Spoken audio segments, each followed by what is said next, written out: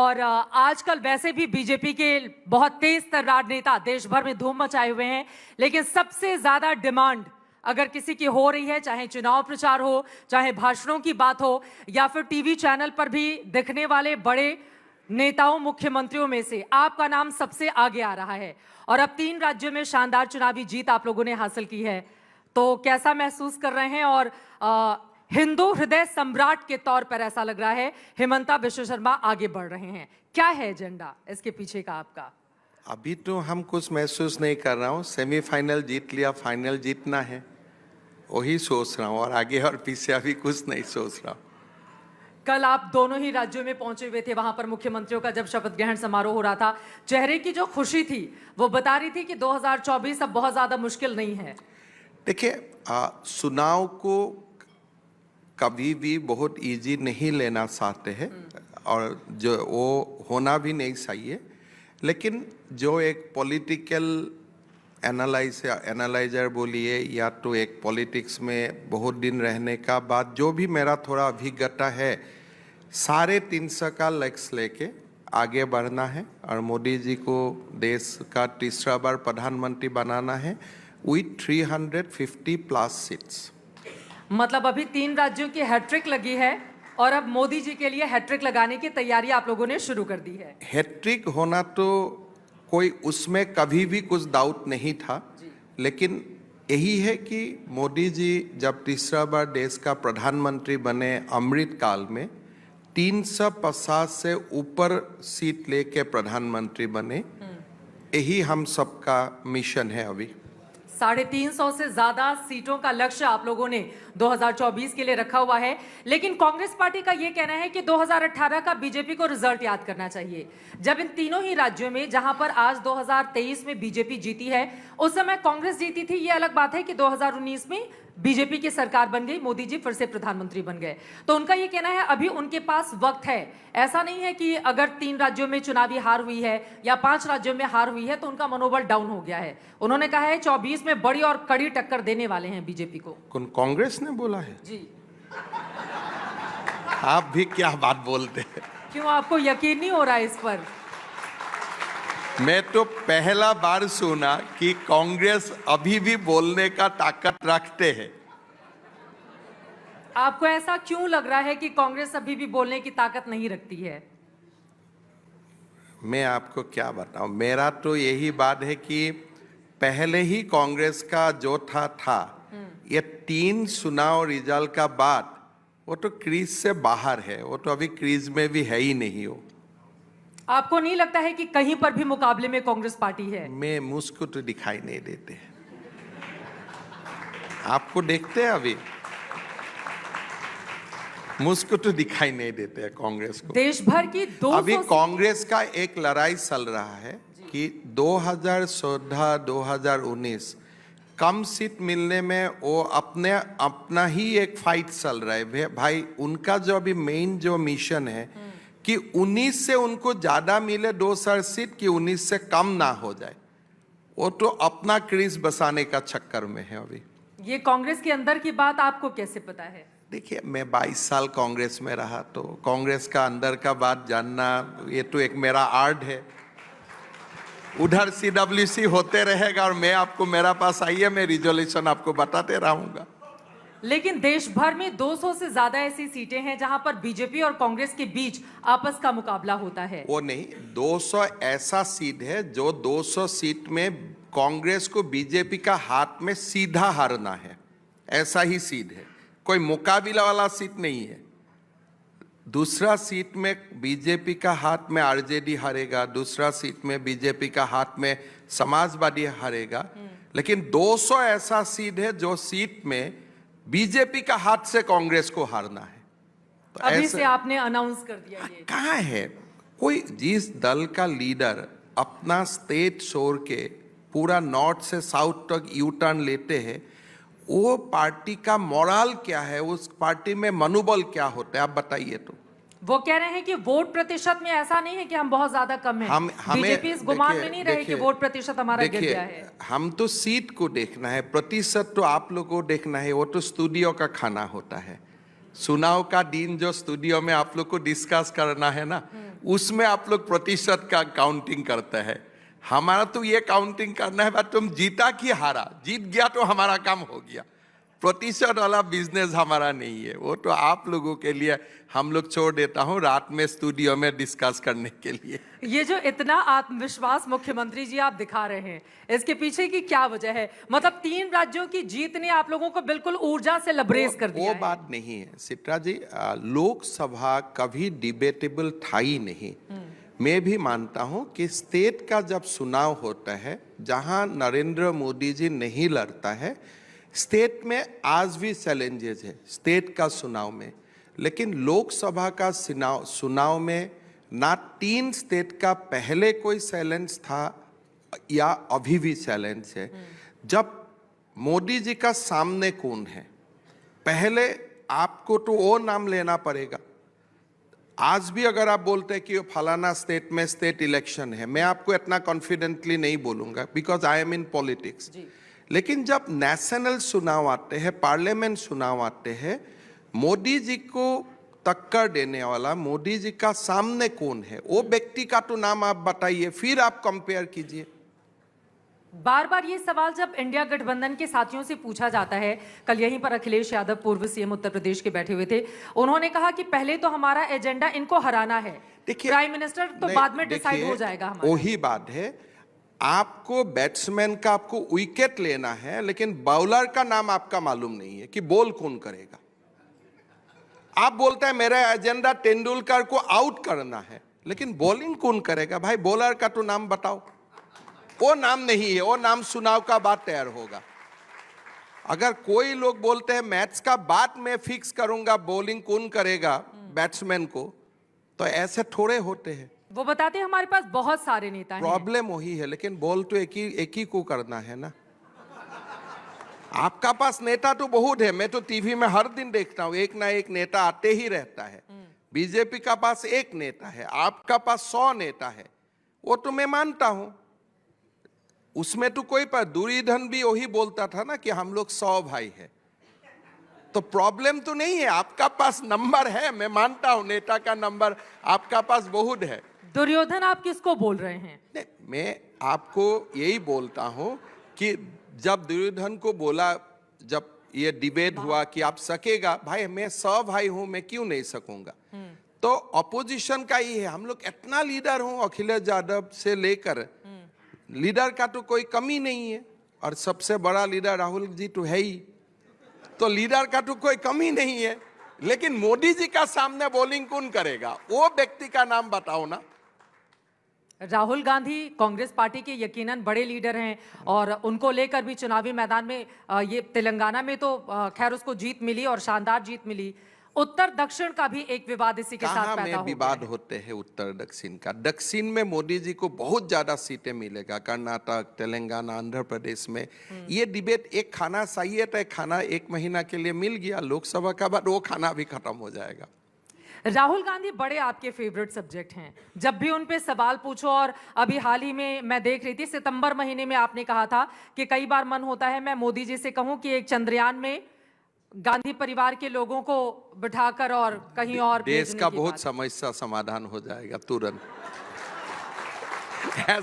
ऐसा अगर फैसिलिटी दे देते हैं तो देश का बहुत समस्या तुरंत ही समाधान हो जाएगा। कहाँ ले जाने की बात करते हैं? संड्रमा में। मैं ऐसे, आपने मेरा भाषण का बात बोला, मैं भाषण का बात बोल रहा हूँ। तो आपको लग रहा है कि देश की बहुत सारी समस्याओं का बहुत सारा समस्या। कैसी समस्याएं? ये तुष्टीकरण का राजनीति बोले, हमारे जो समस्या देश का सामने है, सारा समस्या एक एक करके। कल तो गृह मंत्री जी ने सदन में बताया कैसे कश्मीर का समस्या उन्होंने शुरू किया, पीओके का समस्या, कश्मीर का समस्या, तुष्टीकरण का समस्या, सारे समस्या गांधी परिवार को थोड़ा VRS दे दीजिए, अपने आप समाधान हो जाते हैं। ठीक है, यहाँ पर आप VRS देने की बात कर रहे हैं गांधी परिवार को। राहुल गांधी की ओर से गृह मंत्री अमित शाह के भाषण पर आंसर किया गया है, और उनका ये कहना है कि बीजेपी के लोग झूठ बोल रहे हैं, नेहरू जी तो जेल में रहे और उन्होंने देश के लिए संघर्ष किया है। इसको आप कैसे इग्नोर कर सकते हैं? अरे नेहरू जी भी जेल में रहे, गांधी जी भी जेल में रहे, जेल का तो इश्यू नहीं है ना। जेल का बाद वाला इशू है। ये जो अभी धीराज साहू आप देख रहे हैं ना, उड़ीसा में सांसद, जी। उनका पिताजी भी जेल में थे फ्रीडम मूवमेंट का समय। तो मसला फ्रीडम मूवमेंट में कौन जेल में था वो नहीं है। आप जेल में निकालने का बाद पटेल जी का जगह में आपको बैठने का मौका मिला प्रधानमंत्री, फिर आप देश के लिए क्या किया। डिबेट उधर से शुरू होता है। फ्रीडम मूवमेंट का समय में तो डिबेट नहीं है, डिबेट बाद में होता है। और ये एक राहुल जी का ये भी एक गलत बात है। जैसे वो बताते हैं नेहरू जेल में था, क्या वल्लभ भाई पटेल जेल में नहीं था? गोपीनाथ बरदलोई जेल में नहीं था? सुभाष बोस जेल में नहीं था? तो उनका खाली उनका नाना का याद है, हमारा सारे लोगों का याद हमारा है। डिफरेंस वही है ना। ठीक है, लेकिन राहुल गांधी फिर से जोशो खरोश के साथ चुनावी मैदान में, कांग्रेस पार्टी हार मानने को। सोशल मीडिया उनका काउंट देखिए, खाली सोशल मीडिया में काउंट करने वाला लोगों का एक आप रिसर्च टीम बैठा दीजिए, सबका एक ही आप फॉलोअर देखेगा, एक ही फॉलोइंग देखेगा। आपको लग रहा है कि फिक्स फॉलोअर्स है उनके? देखिए, आपका देश में ऐसा एक बड़ा वर्ग है जो कांग्रेस को जिंदा रखने चाहते हैं, वो करवा लेते हैं काउंट। तो मेरा मानना है राहुल जी, आप सोशल मीडिया में आप काउंट कीजिए, हम ईवीएम में काउंट करेगा। आपका काउंट सोशल मीडिया में होने दीजिए, हमारा काउंट ईवीएम में ईवीएम को लेकर भी सवाल खड़े कर रहे हैं। अरे वो तो सारे, आप चुनाव हारने का बात, वो तो तेलंगाना का सीएम को रिजाइन करवा ले, फिर हल्ला करे। एक ही साथ चुनाव हुआ, एक ही ईवीएम का इस्तेमाल हुआ, तो कोई भी कांग्रेस का नेता ईवीएम पर क्वेश्चन लाने का पहले तेलंगाना का सीएम को बोलना पड़ेगा कि नहीं पड़ेगा कि आप ऑन मॉरल ग्राउंड आप रिजाइन कर दीजिए। उन्होंने तो रिजाइन नहीं किया है, तो इशू ही नहीं है। तो दिग्विजय सिंह ऐसा क्यों बोल रहे हैं मध्य प्रदेश को लेकर? देखिए भाई, चुनाव हारने का बात तो आप इतना तो प्रीमियम देना पड़ेगा, थोड़ा तो कुछ बोलना है। वो तो भाई, हम भी हारेगा तो हम भी कुछ बोलेगा, इसका कारण हार गया, उसका कारण हार गया। इतना तो आप पॉलिटिशियन को तो इतना तो सिंपैथी दिखाइए ना। अब इतनी सहानुभूति आप दिखा ही रहे हैं, तो बता दीजिए कि कांग्रेस पार्टी इतनी बुरी तरह से चुनाव क्यों हारी, जबकि दो राज्यों को लेकर कांग्रेस को इसलिए हारा है कि, इसलिए एक बात है, कांग्रेस हमेशा डिस्कनेक्ट रहते हैं। कांग्रेस का कोई भारत का राजनीति को सोचने का या आगे बढ़ने का अभी कोई उनका समझने वाला व्यक्ति नहीं है। जहाँ जहाँ थोड़ा हमारा सरकार थोड़ा स्पेस आ जाता है, वो स्पेस कोई भी अपोजिशन को मिलते हैं। लेकिन लोग कांग्रेस को वोट देते हैं ऐसे नहीं देते हैं। कभी कभी हमारा ऊपर नाराज होते हैं तो हमारा खिलाफ वोट देते हैं। लेकिन मैं आज तक बात करके मेरा ये नहीं लगता है कि लोग कांग्रेस को कहीं भी पॉजिटिव वोट देते हैं। एक थोड़ा बहुत एक वर्ग होता है कांग्रेस को वोट देने वाला, बट खास करके वो नहीं रहा। अभी कहाँ कांग्रेस है। आप कांग्रेस पार्टी को इस तरह से खारिज कर रहे हैं, लेकिन लालू प्रसाद यादव बार बार राहुल गांधी का नाम लेते हैं, बाकी के भी इंडिया अलायंस के जितने भी लोग हैं। अगर बीजेपी के सामने इंडिया अलायंस का एक उम्मीदवार खड़ा होता है देश भर में, तो फिर तो आप लोगों के लिए मुश्किल हो जाएगी ना। इंडिया अलायंस क्या चीज है? इंडिया से तो इंडिया खत्म हो गया, फिर अलायंस होने से क्या? इंडिया का लास्ट ए वर्ड ही तो अलायंस है। तो फिर इंडिया अलायंस बोलने से तो इंडिया का पीछे डबल ए लग जाएगा। तो मतलब आप ये कह रहे हैं कि इंडिया अलायंस बोलूंगा? नहीं, आप देखिए, आपका हाथ में इतना बड़ा यूपी अलायंस था, फिर आप इंडिया अलायंस क्यों बना? इसका ऊपर भी तो एक इंक्वायरी होना चाहिए ना।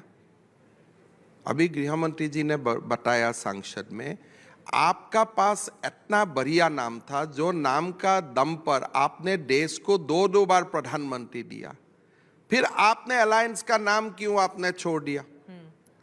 मतलब आपको ड्रेस सेंस करके पब्लिक का पास आपको जाना है हर बार जी। लेकिन इंडिया तो अभी क्या 1947 का इंडिया है क्या? 1952 का इंडिया है क्या? वो तो नहीं है। लोग तो समझते हैं ये कोई अलायंस नहीं है, ऐसा ही है। आपको लग रहा है कि अगर एक साथ आ भी जाएं तो भी बीजेपी का कुछ बिगाड़ नहीं पाएंगे ये? वो बात नहीं है। आपका पास इशू क्या है? आपका पास इशू है कि मोदी को हटाओ, लेकिन मोदी को क्यों हटाना चाहिए? देखिए, लोगों का सामने जब आप जाते हैं, आप बोले हैं भाई आप मोदी को हटाओ, अरे भाई, मैं तो मान लिया मोदी जी और आपको ठीक है, आप मोदी जी को हटाना चाहते हैं, लेकिन मैं वोट देने का पहले मुझको तो सोचना पड़ेगा ना, मैं मोदी जी को क्यों हटाऊं। वो बार बार ओबीसी की बात करते हैं, वो जातिगत जनगणना की बात करते हैं, महंगाई रोजगार के मुद्दे पर आप लोगों को ये घेरते हैं। बताइए, खुद नरेंद्र मोदी देश का ऐसा प्रधानमंत्री है जो खुद ही ओबीसी से आते हैं, तो राहुल गांधी का ओबीसी प्यार अभी क्यों हुआ। आप जो शासन में था तब आप ओबीसी के लिए क्यों नहीं सोचते हो। ओबीसी लोगों का तो मन में यही प्रश्न होता है ना कि तुम्हारा दादा प्रधानमंत्री रहे, तुम्हारा नानी प्रधानमंत्री रहे, तुम्हारा माँ बिना प्रधानमंत्री देश को चलाया, तब तो ओबीसी का बारे में आपने कभी सोचा नहीं है। अभी क्यों सोच रहे, तो उससे ज्यादा वोट निगेटिव हो जाता है। उनको लगता है ओबीसी के साथ अन्याय कर रही है बीजेपी। नहीं, अन्याय कौन किया, अन्याय तो आप ही ने अन्याय किया। आपने मौका मिला, आप तो एक भी ओबीसी को पीएम नहीं बनाया। आपने क्यों जवाहरलाल नेहरू को पीएम बनाया, क्यों ओबीसी को नहीं बनाया। आपने इंदिरा गांधी को क्यों पीएम बनाया, आपने क्यों ओबीसी को नहीं बनाया। आपने राजीव गांधी को क्यों पीएम बनाया, आपने क्यों ओबीसी को नहीं बनाया। आपने सोनिया गांधी को यूपीए का अध्यक्ष का क्यों बनाया, आपने क्यों ओबीसी को नहीं बनाया। और जर्नलिस्ट को पूछते हैं, भाई आपका बीच में कौन कौन ओबीसी है बताओ। मैं तो ये पूछना चाहता हूं, भाई कांग्रेसियों, आपने देश को जितना प्रधानमंत्री दिया, इसमें आप एक ओबीसी को क्यों प्रधानमंत्री नहीं दिया। अभी भी दम है कांग्रेस को कि राहुल गांधी पीएम कैंडिडेट नहीं, हमारा फलाना ओबीसी लीडर पीएम का कैंडिडेट है, मेरा कुर्सी प्रोटेक्ट रहेगा और बाकी बीजेपी को मैं ज्ञान दूंगा। अरे बीजेपी ने जब भी मौका मिला, बीजेपी ने हमेशा सीएम से लेकर अभी भी ट्राइबल चीफ मिनिस्टर किसने बनाया, छत्तीसगढ़ में। तो ये बीजेपी का, भाई हमारा देश में जाति तो 2-3 ही जाति है, महिलाओं का जाति है, एक महिला जाति है, युवा जाति है, सारे हैं। लेकिन आपने ओबीसी का बात उठाते हो, लेकिन आपने देश का एक भी प्रधानमंत्री ओबीसी नहीं बनाया। अभी आप जाके राहुल गांधी बताओ कि इंदिरा गांधी को प्रधानमंत्री बनाना हमारा गलती था, हमने एक ओबीसी को बनाना चाहिए था। क्या आप ये बात उनका मुंह से निकाल सकते हो। लेकिन ज्यादा स्मार्ट नहीं बनना चाहिए। कौन बन रहा है ज्यादा? नहीं, राहुल गांधी जितना स्मार्ट होना चाहिए उतना ही स्मार्ट बनना चाहिए। तुम्हारा, आपका माँ बिना ओबीसी देश चला सकते हैं, आपका नाना बिना ओबीसी देश चला सकते हैं, और अभी चुनाव का समय आपका ओबीसी का याद आ गया।